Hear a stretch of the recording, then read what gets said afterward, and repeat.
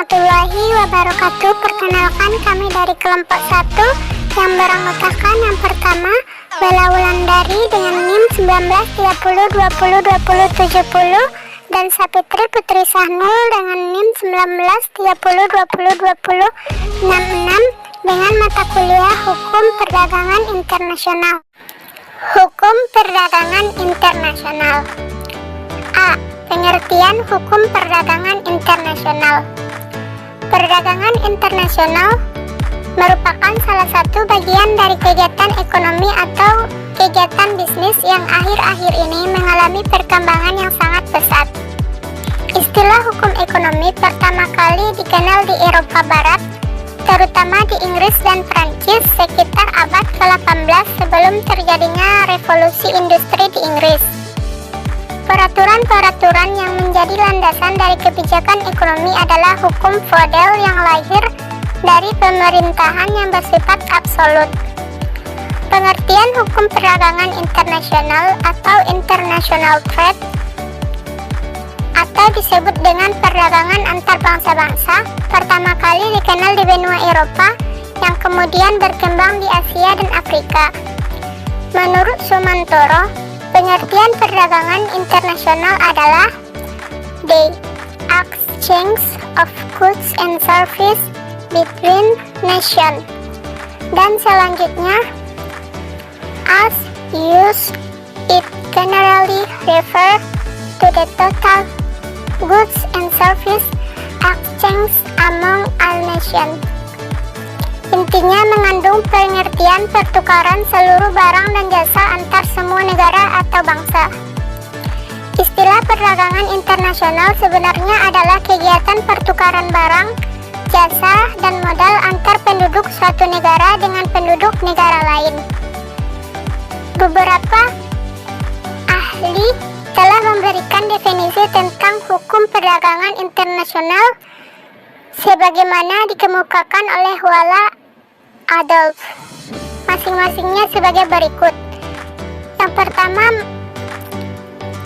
C. Mithoff mengemukakan bahwa hukum perdagangan internasional sebagai the body of rules governing commercial relationship of private law nature involve different nations. Mithoff menegaskan bahwa wilayah hukum perdagangan internasional tidak termasuk aturan-aturan hukum internasional publik dan mengatur hubungan dagang dalam kerangka GATT atau mengatur blok-blok perdagangan regional. Yang kedua, M. Rafiqul Islam mengemukakan bahwa perdagangan internasional adalah a wide-ranging transnational commercial exchange of goods and services between individual business persons, trading body, and states. Berdasarkan definisi di atas bahwa hubungan finansial terkait erat dengan perdagangan internasional. Yang ketiga, Michel Sanson mengatakan bahwa international trade law can be defined as the regulation of the conduct of parties involved in the exchange of goods, services, and technology between nations. Meskipun definisi ini sedikit mengambang, namun Sanson membagi hukum perdagangan internasional ke dalam dua bagian utama, yaitu hukum perdagangan internasional publik atau public international trade law dan hukum perdagangan internasional privat atau private international trade law. Public international trade law adalah hukum yang mengatur perilaku dagang antar negara.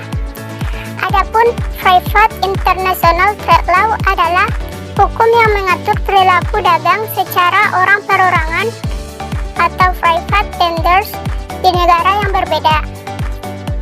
Yang keempat, Hercules Boysen mengemukakan definisi hukum perdagangan internasional dalam 3 answer sebagai berikut. Yang pertama, hukum perdagangan internasional dapat dipandang sebagai satu cabang khusus dari hukum internasional. Yang kedua, hukum perdagangan internasional adalah hukum internasional yang berlaku terhadap perdagangan barang, jasa, dan perlindungan hak atas kekayaan intelektual. Yang ketiga, hukum perdagangan internasional terdiri dari aturan-aturan hukum yang memiliki pengaruh langsung terhadap perdagangan internasional secara umum. B. Pendekatan hukum perdagangan internasional, yaitu ada 2. Yang pertama adalah hubungan hukum perdagangan internasional dan bidang hukum lainnya. Luasnya bidang cakupan dalam hukum perdagangan internasional membuat cakupan yang dikaji sulit untuk tidak tumpang tindih dengan bidang-bidang lain. Misalnya dengan hukum ekonomi internasional, hukum transaksi bisnis internasional, hukum komersial internasional, dan lain-lain. Masalahnya adalah di mana letak atau garis batas di antara hukum perdagangan dengan bidang-bidang hukum lain, khususnya hukum ekonomi internasional. Sementara itu, pendekatan yang ditempuh untuk membedakan kedua bidang hukum ini adalah dengan melihat subjek hukum yang tunduk kepada kedua bidang hukum tersebut. Hukum ekonomi internasional lebih banyak mengatur subjek hukum yang bersifat publik, sedangkan hukum perdagangan internasional lebih menekankan kepada hubungan-hubungan hukum yang dilakukan oleh badan-badan hukum privat. Dalam kenyataannya, pendapat tersebut tidak begitu valid. Hukum ekonomi internasional dalam kenyataannya juga mengatur kegiatan-kegiatan atau transaksi-transaksi badan hukum privat atau yang terkait dengan kepentingan privat. Misalnya mengenai perlindungan dan nasionalisasi atau ekspropriasi perusahaan asing.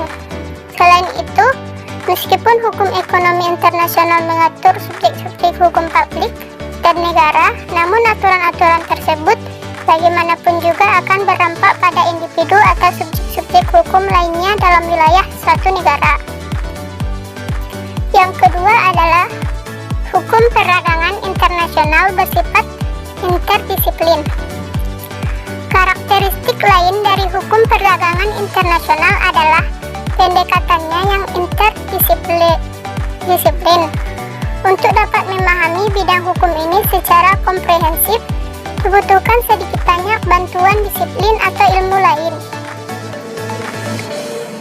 Dalam bidang hukum ini terkait dengan bidang pengangkutan atau darat, udara, dan laut. Hal ini membutuhkan bantuan dari pemahaman disiplin ilmu pelayaran. Keterkaitan dengan pembayaran dalam perdagangan internasional akan terkait dengan praktik perbankan dan lembaga keuangan lainnya. Hal ini membutuhkan bantuan dan pemahaman disiplin ilmu perbankan dan keuangan. Keterkaitan dengan perdagangan itu sendiri akan terkait dengan praktik dan teknik-teknik perdagangan. Hal ini membutuhkan bantuan dan pemahaman ilmu praktik perdagangan, disiplin-disiplin ilmu lainnya dan terkait, misalnya teknologi ekonomi. Yang juga penting adalah ilmu politik, yaitu bagaimana kebijakan politik suatu negara yang berpengaruh terhadap kebijakan dagang suatu negara. Baiklah, mungkin hanya itu yang dapat kami sampaikan. Terlebih dan terkurangnya kami mohon maaf. Dan terima kasih atas segala perhatian, dan kami sudahi dengan Wassalamualaikum warahmatullahi wabarakatuh.